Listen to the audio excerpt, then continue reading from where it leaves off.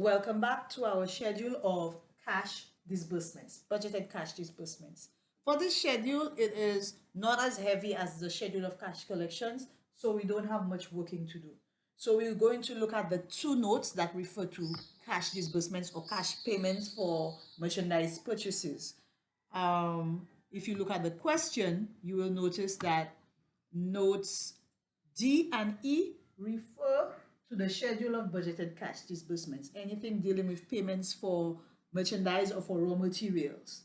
Okay, D says merchandise purchases are paid in full during the month following purchase.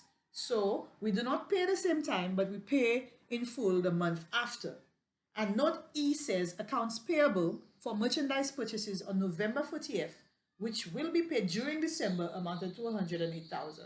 So here we see we have our balance brought down from November, and we always start with our balance brought forward from the previous period because most times it affects the period that we are covering. So our schedule of budgeted cash disbursements, again, you see that the periods covered are December, January, and February. And I have my total column. So I'm going to start with accounts payable. We are told accounts payable for November.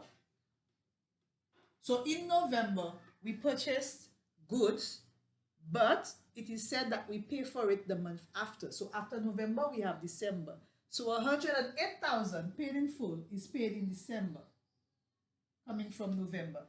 So our balance brought forward, note E, accounts payable from November, paid the month after in December, 108,000. So having done that, we can now go to the present period's purchases figure. So merchandise purchases for December, I'm going to have here purchases, but I'm going to note it that it's December. We will collect nothing in December for December purchases because merchandise purchases is paid for in the month after in full. So in December, we purchase goods costing 120,000, but we will pay it in January in full. Okay, let's do that again. We're going to have purchases, but purchases for January. In January, we purchased 180,000 worth of goods, merchandise. However, we will collect nothing in December, that is past, but we bought it in January, but we will collect a month after in February.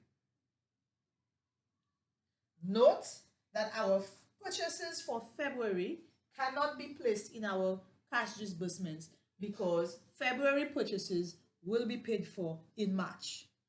So we only show for December, January, and February. This schedule was very easy, a lot easier, less working. So going down, we paid 108,000 in December, 120,000 in January, and 180,000 in February.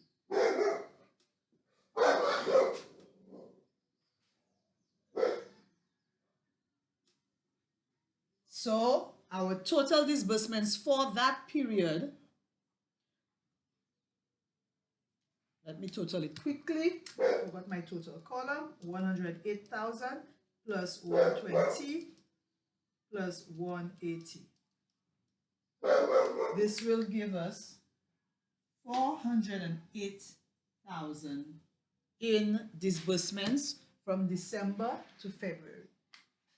So now that we have completed our schedule of cash collections, our schedule of cash disbursements, we are now on our way to prepare our cash budget.